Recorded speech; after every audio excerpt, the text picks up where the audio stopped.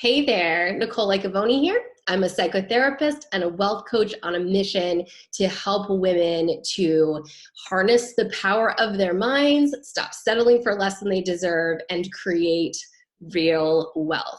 And I have a treat for you today because with us is career change coach Lisa Lewis, and she is going to talk with us all about how to find work that you absolutely love, to do work that you feel like you were meant to do in this world and make a good living at it, and how to move through the process of discovering that while overcoming the challenges that you are bound to encounter along the way. So Lisa, thank you so much for taking time to share your wisdom and experience with all of us today.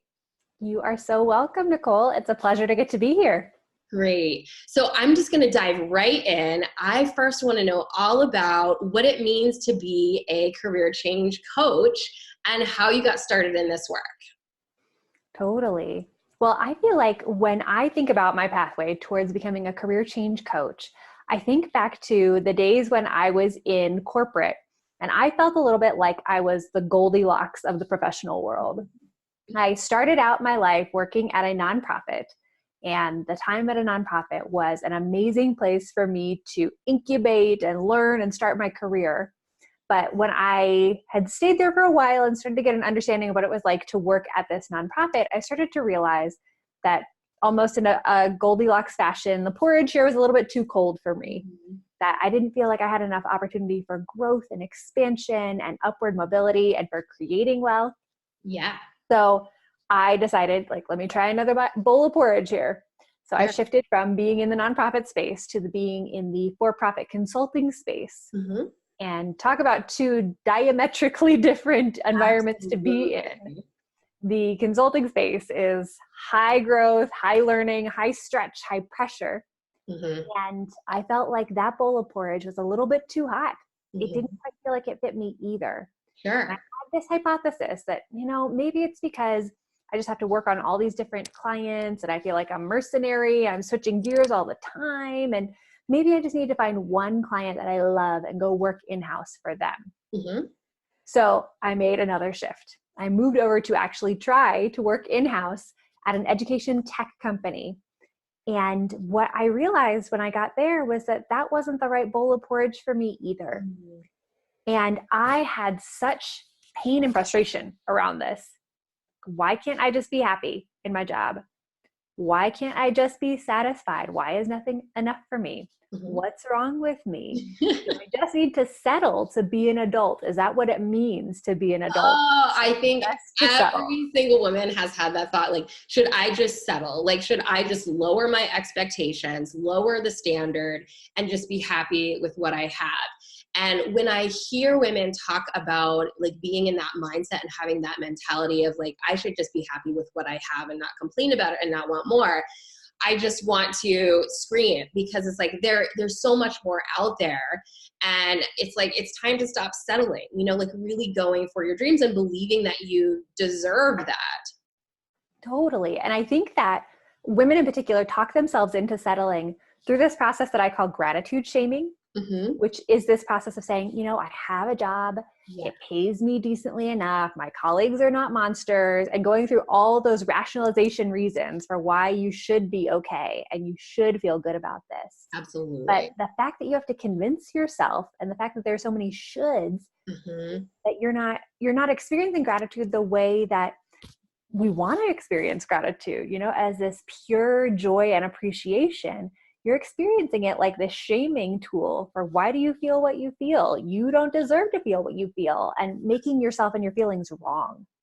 Yeah. And you can be grateful for what you have and still want more, those things are not contradictory to one another. And I think that's the other thing that sometimes we forget is we think, okay, it's either one or the other. I'm either this or that. I'm grateful for what I have, and I should just want that and not want more, or I want more, and so it means that I'm taking for granted the goodness in my life. But it really isn't that way at all. We can be really happy and grateful with what we have and also want more or want to move on to something else or experience more fulfillment or joy or have better income or whatever it might be. Yeah, absolutely. Well, and I experienced that black and white way of thinking too, of either everything is terrible or everything is perfect, and there's really no middle ground. Sure. And what I came to learn is that that was actually a symptom of my own secret stealth perfectionism. Uh-huh. So tell me more about that term, stealth perfectionism, and what that really means. Well, so I imagine some of the folks listening to this might resonate with this, or this might resonate with them, that I would have never in a million years called myself a perfectionist. I never did anything perfect. Nothing was ever good enough. I couldn't possibly be a perfectionist because I didn't even know what perfect was because I'd never created that in my whole life. And what I came to learn is that actually that's the number one symptom of a perfectionistic amount of pressure or a perfectionistic way of thinking about the world. It's when you believe there is such a thing as the one right way to do things, everything else is wrong. Yeah. Or that only one way is true, or only one thing is real, or only one thing is, insert word here. I oftentimes think about it like the old Jeff Foxworthy comedy Roots, where he used to do his little redneck bit about, Yes, I'd totally. be a redneck if. Uh-huh. So if you ever use the word, I just need to find the right job, the right boss, the right project, the right whatever, Yeah. probably are putting a little bit of stealth perfectionistic pressure on yourself that is not going to be helpful in trying to find something that is a better fit for you out there. I'm so glad that you brought that up, because this is something that I teach my students all the time, trying to break out of that black or white thinking. And, because that is a cognitive distortion. Like that is like psychology 101, a cognitive distortion, an automatic irrational thought. And when you are trapped in that way of thinking, it makes you feel terrible about yourself.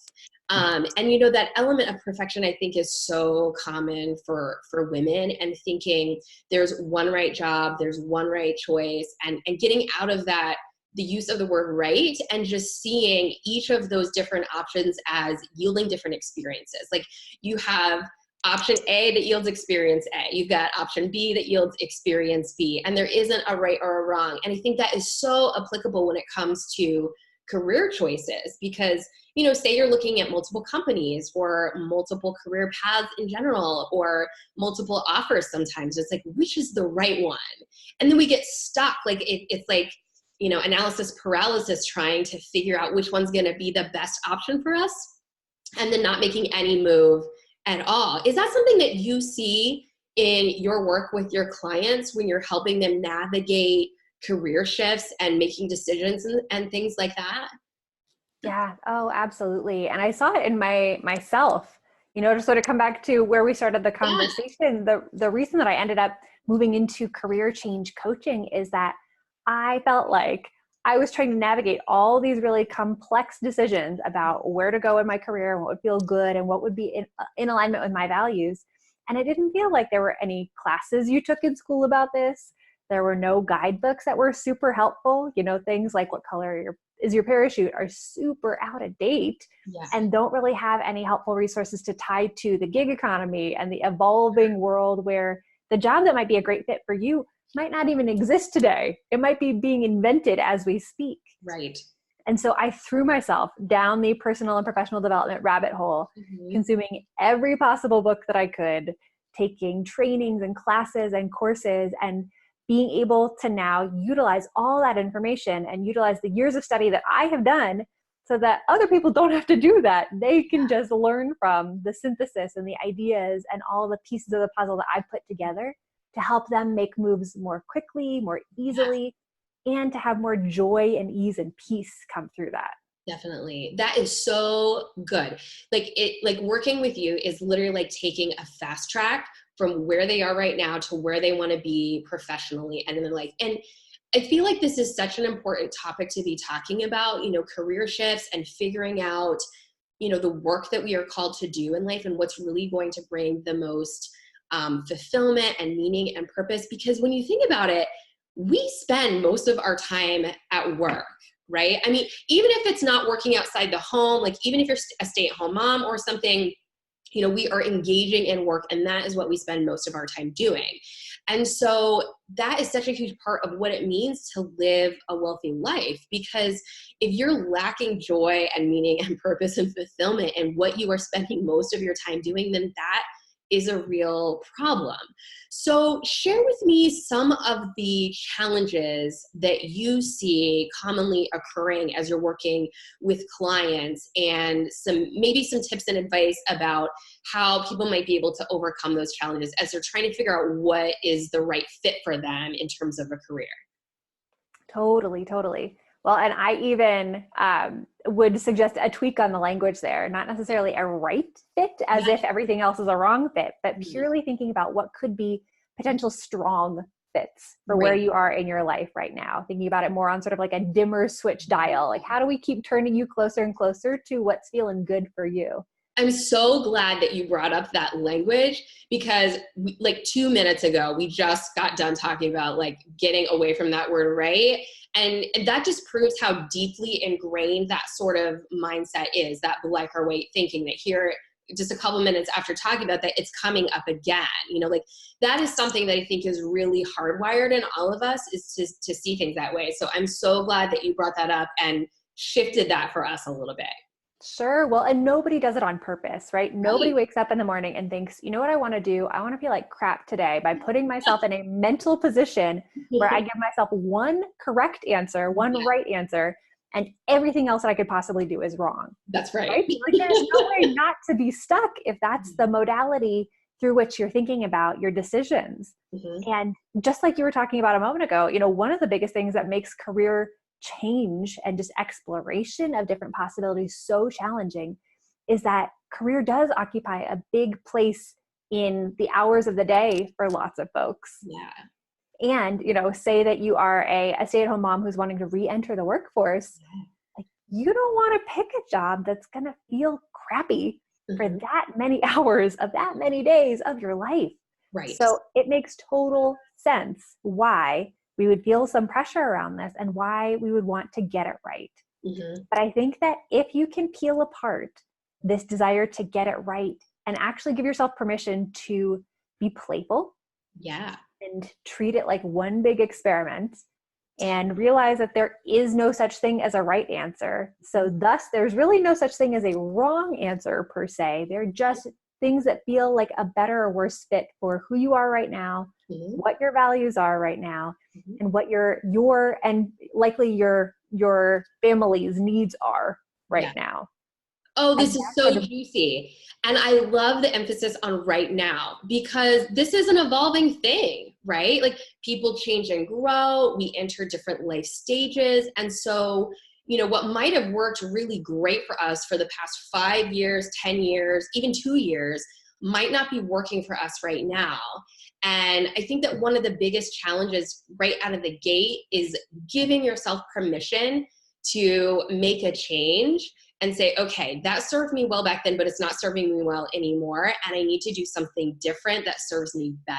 So I love that you bring that up. Like what is really going to work for you now? What aligns with your values now and who you are, and what's going to help you to meet your own needs of what's satisfying work for you, while also freeing you up to meet the needs of your family, or if you're a caretaker, to fulfill those roles, or other things that might be important to you in your life, depending upon where you're at.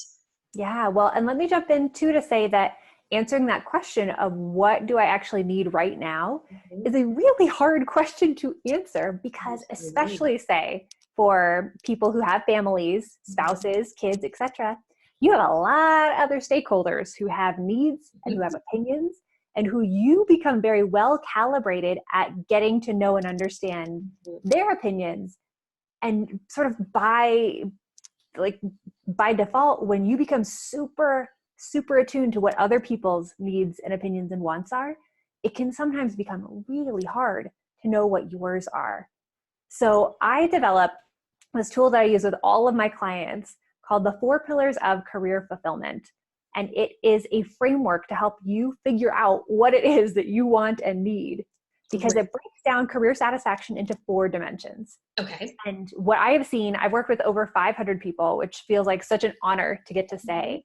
But what I've seen is that there are distinct trends in what helps people to move more towards fulfillment and excitement and satisfaction, and what moves people further away from that. I see. There are these 4 pillars that if you are able to have them each satisfied, this does not mean that you are at a 10 out of 10 unicorns and puppies bursting forth out of your computer, you are over the moon overjoyed. But if you have them at least met for these 4 dimensions, you are going to feel like you have a sustainable career choice. You're going to feel like you got some longevity there. You're going to feel like you have a runway for growth.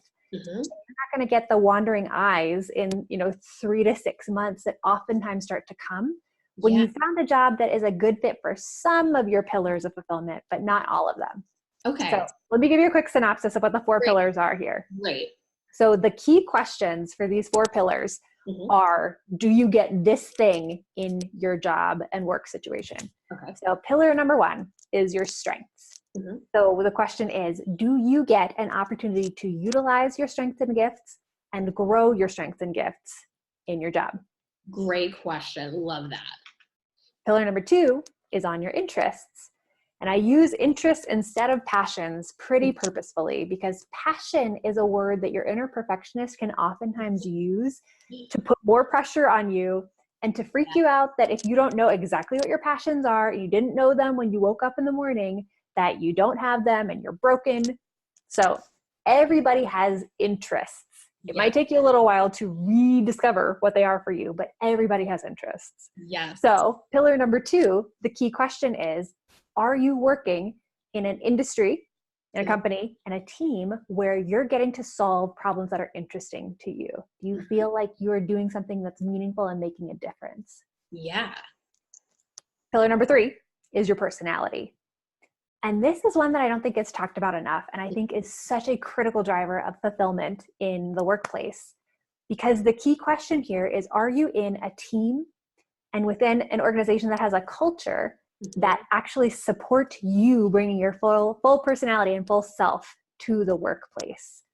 Whether that is your introversion or extroversion, whether that is your need for structure or your need for agility and spontaneity, whether that's your need for collaboration or quiet work time. If you're not in a work environment that allows for you to use your strengths and to solve interesting problems in a way that's in alignment with who you are, you're going to feel burnt out and you're going to be really confused on why, because your job's going to look perfect on paper. Absolutely. Oh my gosh, this is so juicy and good. I love this conversation, particularly that point, because I have had a number of different jobs and worked in numerous different environments over the course of the past 15 years. And it's just bringing up so many thoughts about culture and environment and personality type and how that can really make or break overall satisfaction in the work that you do. And I'll give you an example of this. Last year, I got the opportunity to teach college classes, and that was a dream come true for me. And I've shared that with you. And I loved every moment of that experience in the sense that I loved being in the classroom. I loved inspiring young social workers going into the field. I loved sharing personal stories to help them develop the skills that they need to be really competent and proficient clinicians. That was really a joy for me. However, that environment of working for a university with the bureaucracy, with the politics, with, having to get permission and approval for absolutely everything, having all these rules and restrictions was so incredibly stifling for me. And my personality type is all about being powerful, being in control, having autonomy, having freedom, being creative. And so I literally felt suffocated working in that environment. So as much as I loved teaching, I knew very early on that that was not the place that I could see myself teaching long term, because it just wasn't conducive to my personality type. And if you know about the Enneagram, I'm a type 8, striving to be powerful. I love the Enneagram. It's such a fantastic tool. So that really resonates with me. And I think it resonates with a lot of other people who are listening to this right now is, maybe enjoying the work and finding it interesting, but just feeling like the culture or the environment just isn't conducive to what you need as a person and what really resonates with you. Yeah, absolutely. Well, and let me say, I'll finish out and give everybody the fourth pillar here in a second. But one thing to know about the four pillars, well, I'll tell you two important things to know. Number one is that when you look at your four pillars in a sort of diagnostic way, Mm-hmm. if you've got 3 out of 4 of your pillars that are feeling really good, like you love teaching, so your strengths are being spoken to, you love the topic matter, the subject matter of getting to teach people about social work and being a clinician, and that piece feels good. And if the last pillar, lifestyle, if that's felt good for you, but you just had one pillar out of whack, and it's the personality piece, which essentially is the context in which you're doing this work, Mm-hmm. it can be super prescriptive to figure out how to get back into alignment, right? If you just have one thing that's out of whack, Yeah. you're looking at a career evolution, right? Mm-hmm. It's just a smaller pivot to figure out how to get into something that feels really good for you. If, on the other hand, you had 3 out of the 4 of your pillars totally out of whack, Yeah. you are probably needing something more akin to a career revolution. Yes. You're going to be making a bigger pivot. You know, you still are not going to want to throw the baby out with the bathwater. We want to keep the good and let the good be good, Yes. but see how we can build on the other pillars to get them into a space where they're feeling good too. Yes. Let me speak to the last pillar too, so we can sort of put a bow on that piece. So pillar number 4 is the lifestyle pillar. Mm-hmm. And this pillar is all about wanting to keep some life in your life, Mm-hmm. right? So most of the people who come to me, even as a career coach, they don't live to work, Right. they work to live.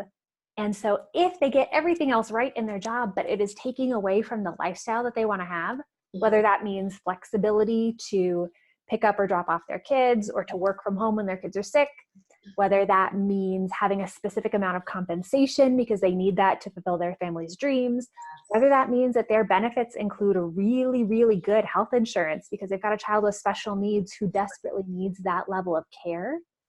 That piece is a hugely important piece of thinking about your bigger picture of fulfillment. Yeah. And let me say too, that for a lot of folks, especially when you first say become a parent or when you first get married, the lifestyle pillar all of a sudden tends to become much more prominent. Mm-hmm. And a lot of times people will shame themselves around that being prominent, that they are focusing so much more on compensation, benefits, flexibility, pieces like that. Yeah. When, like we were talking about with this right now concept, Mm-hmm. your life in this chapter, in this season, might just need to have more focus and priority on the lifestyle pillar. Yes. Not a bad thing. It's not a problem. It Yeah. is what it is. Mm-hmm. And you may find that in a different season or different chapter, you want to be leaning more towards focusing on or prioritizing one of the different pillars even more instead. Great point. I love that. And I think that this is a challenge or an obstacle that stereotypically a lot of women face, probably more women than men, just because like as a society, women still tend to be primary caretakers. Women take far more time away from careers to stay at home with children or to manage and run the household.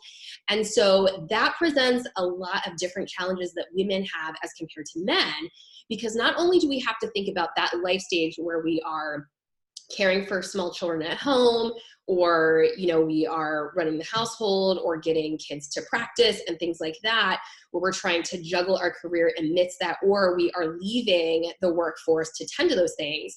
But then as you re-enter the workforce or as your children leave the nest, then that creates a whole new set of challenges, because then it's like, all right, I got to make up for this lost time, or that feeling that you have to make up for it, because you haven't been contributing to your 401k during that time, like maybe your husband is, or like men typically do, working consecutively amidst having a family that they're participating in, those sorts of things.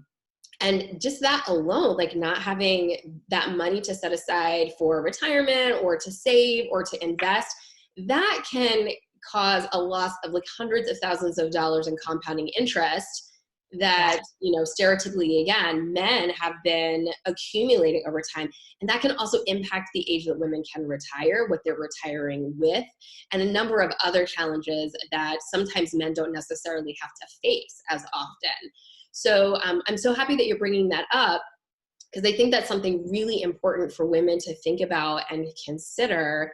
And also just like give themselves some permission to not put so much pressure on themselves, like recognizing that these are challenges and obstacles that they are facing, and to not feel, again, like they have to do it perfectly, or not feeling guilty about choosing one thing over the other, like, choosing staying home with their family over, contributing to the 401k or bringing in that income, and just allowing what they need to happen in that particular stage of life. Yeah, I think that women in our society, people who identify as women, really have to be warriors, and I think it is unfair. Mm-hmm.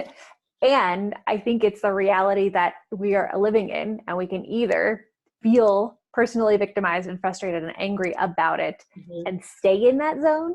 Yeah. Or we can feel whatever feels we've got going on about that, Mm-hmm. and try to figure out what our game plan is going to be to set ourselves and then our families up for success. Definitely. And being strategic in that, figuring out how to overcome that challenge by like you said, by creating a plan, by having a strategy, by figuring out what the numbers could potentially look like, and how to go about doing that, or, which job to take to get them to where they want to be amidst those obstacles and those sorts of things. And also having an education around that. I think that, statistically, what we know about women when it comes to money and personal finance is that we aren't often given a good, strong financial education. And so looking at the financial piece of our lives can often feel very overwhelming and stressful.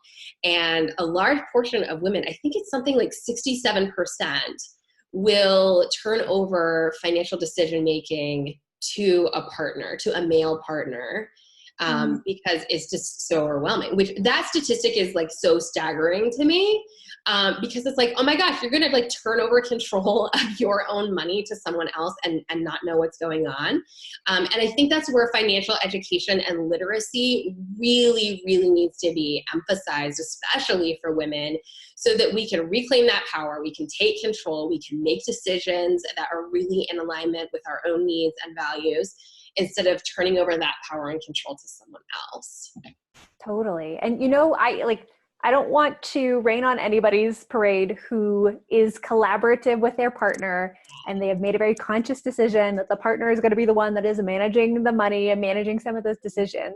But I also want to really encourage every single person listening to this to be not afraid of money and math and thinking about wealth and thinking about your future, because the more empowered and the more educated you are, the better decisions that you're going to be able to make for your partner, for your kids, for yourself, for your retirement.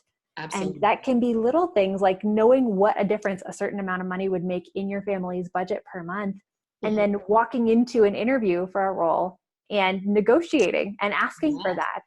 Or not even putting yourself in the position where you're interviewing for jobs that are not going to meet what your family's needs are. Yes.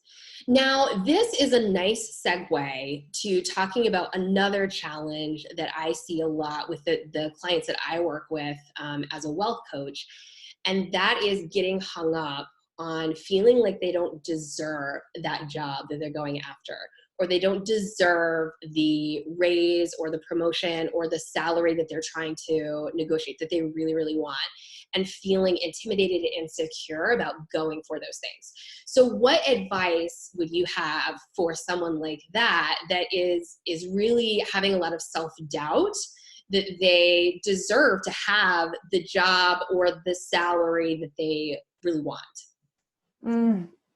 Well, oftentimes that sort of self-doubt and worry comes from a place that either is a sort of imposter complex place of I'm not good enough, or it can sometimes come from a martyr place of, I've gotten these 16 different certifications and credentials and trainings, and I'm just keeping my head down over here and I'm plugging away and I'm getting more and more certified. So hopefully then the money will follow. Somebody will see this and they will pay attention and they will notice and they will reward me for it.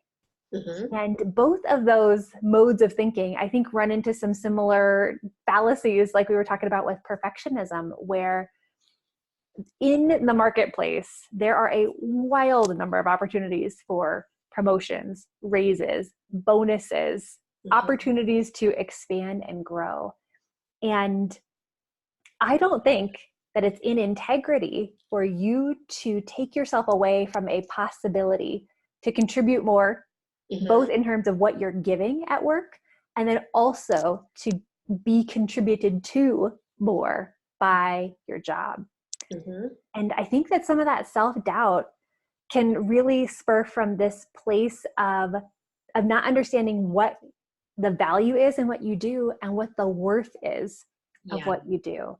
And I think sometimes that can come from fears around money. And I think that if you're willing to look at other people and do your research and say, okay, well, how much are other people making for this job? What are my peers making for this job? Or look to some of the information you might be getting within your current work environment. Are you getting praise? Are you getting opportunities to get spot bonuses? Are you being considered for promotions? Are people talking about you stepping into positions of leadership? You know, if the data around you says that you're doing a good job, let that be right.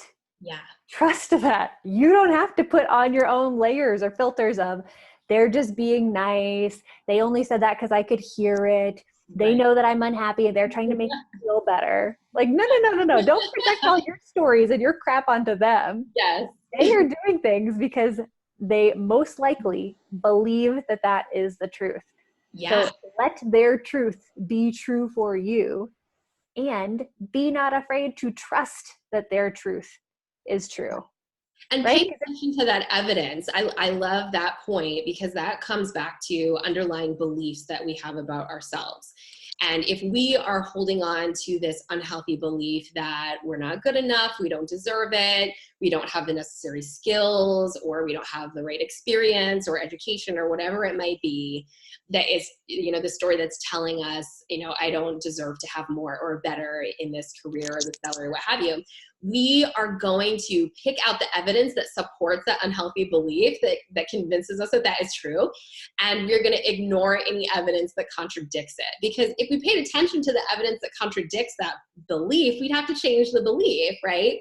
So it's a matter, I think, of like recognizing these stories that we create about ourselves and what we deserve and what we don't, and really looking for that evidence that supports this new, healthier belief, like you're pointing out, you know, the praise, the recognition, the people telling you you're doing a good job, or getting positive feedback, or offering you promotion or something like that. You know, that is the evidence that really enforces that new, healthier belief that yes, you can do it. Yes, you deserve it. Yes, you have good self-worth and all of those sorts of things. But it takes a little while to retrain the brain, right?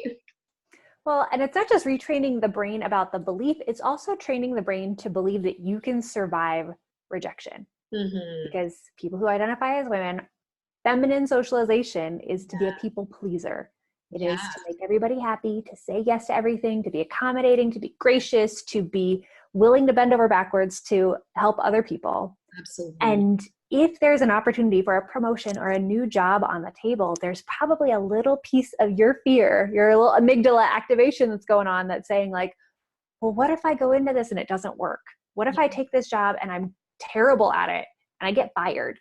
And I think that believing and trusting that you can take a leap and that you can pick up the pieces on the other side, even if it doesn't work out, is a game changer for people in terms of the ability to pursue and get promotions, bonuses, wealth, opportunities, new jobs, all sorts of good stuff. Absolutely. Yeah. And sometimes the hardest part is just asking for those things, you know, because you're right. Like that fear of rejection or not getting it, or what will people think of me for asking for more? Are they going to see me as greedy? Are they going to see me as materialistic? You know, like nobody wants to be those things. So really challenging that internal dialogue and going for it, knowing that whatever happens, you'll figure it out. Like you will handle it. And that's sort of like a mantra maybe to remember, and something that I tell my clients as well is whenever that fear is coming up, or those what if questions that sort of drive us crazy, like what if this happens? What if that happens? What if they tell me no? What if I embarrass myself? You know, the answer should always be, I'll figure it out. I can handle it. Because if you look back over the course of your life, I think we can all agree that whatever challenges come up, however embarrassing, humiliating, rejection filled that might have been, we've figured it out. We've handled it and gotten through it. And so there's all this concrete evidence to support we can do that again, no matter what comes up. And just having the courage to ask for more, to ask for what we want, to put our name in the hat, so to speak. I agree with you. Complete game changer. And even if you don't get that thing that you're asking for, I think that it really helps to build character and self-confidence to be able to go for it the next time. And then maybe you'll get it that time, just having that practice, getting more comfortable asking for what we really want in life. Yes. Well, and I have a girlfriend, her name is Jamie Lee, and she is a negotiation coach. And she says, and I think this is so brilliant, she says, yes lives in the land of no.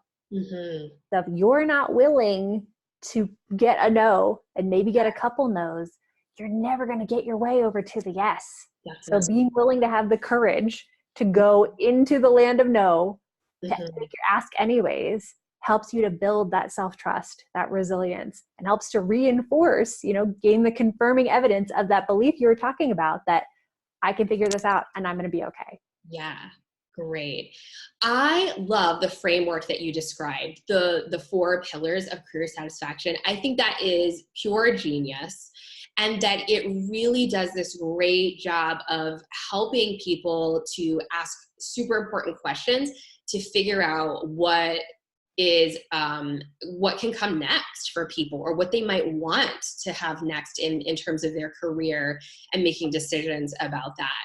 So where can people go if they want to learn more about those 4 pillars, or really dive into that, or get more advice and tips from you if they are struggling with the things that we've been talking about today and need a little bit more help to get them on the right path? What would you suggest?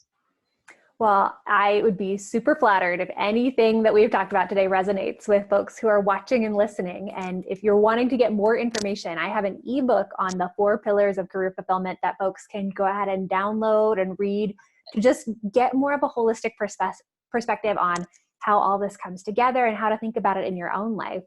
And you can get that either on my personal website at lisalewiscareers.com, Mm-hmm. or you can also download it on the website for my business, Career Clarity, which is at getcareerclarity.com. Fantastic. That is such a wonderful resource. Thank you for offering that to everyone who's watching this.